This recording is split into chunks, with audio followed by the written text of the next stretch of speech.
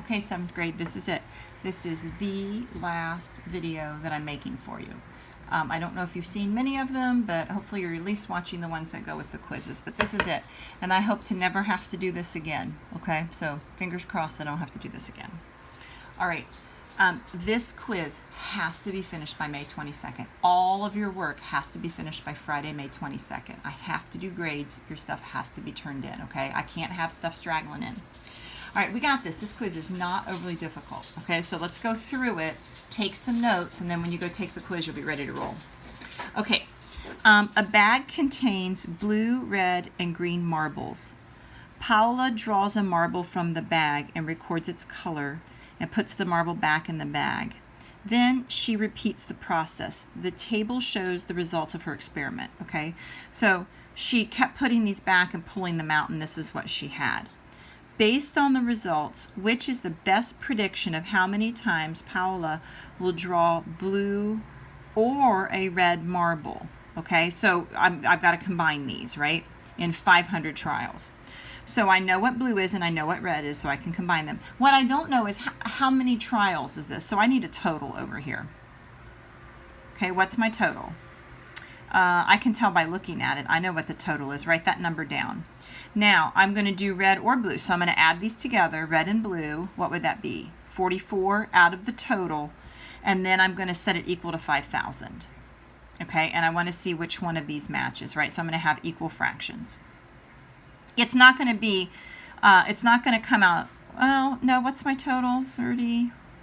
Oh, no, I should be okay. All right, we should be okay. This is it. Remember, we're doing equal fractions. If you have not watched any of the videos, at least go back and watch the one that goes over the guided and independent practice. Okay. Next, number 2. Sammy counts the number of people. Okay, wait, I'm repeating myself. There's only one answer up here. Only one answer. Okay. Now, I'll try it again. Sammy counts the number of people in one section of the school auditorium. He counts, I'm going to take notes, 18 female students. He counts 16 male students and 6 teachers. There are 720 people in the, now that's not how many trials he had, they're just telling me. There are 720 people in the auditorium. Consider the probability of selecting one person at random from this auditorium. Which of these statements are true? Choose all that apply. The probability of selecting a teacher is 6%. Okay, so I probably still want to find my total, right? I'm going to need my total trials. Add those up. I want to know what it is. I'm not going to tell you what it is, but I'm going to do it. Okay. Okay, I can do that. Okay, good. They gave you numbers that are all divisible. Okay, so I'm going to find my original ratio.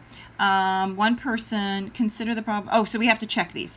That you're going to pick a teacher. Okay, a teacher is 6 out of what's the total? And then set that equal to 720 and see if you get 6%. Right? See if it's 6%. Or you could do 6% of the total. See if that works. Okay? So take your time on this. Remember, we talked about percents. If you want to do a percent, like if I want to do the percent of teachers, I would do 6 over the total. And you can just divide straight down. 6 divided by total, that will give you a decimal. And that, we remember how to turn the decimals into percents, right? We know that. Like 0.3 is 30%, 0.14 would be 14%. So you could go ahead and do that and see if it matches. Because if it matches here, it'll match with 720, okay? The probability of selecting a student, well, then I've got to add my male and female, right? Because they're students, so add them together out of the total and see if that's 85%.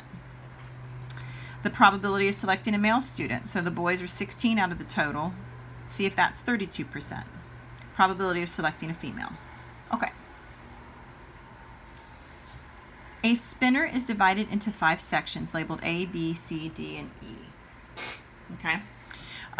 Use the results to predict the following outcomes for 1,000 trials. Okay, so the first thing I need to know is what is my total? So how many times did they do this? Well, 10. Okay. I did it in my head. You do it on the calculator. Okay, that it will land on B about how many times? Well, B is this out of this.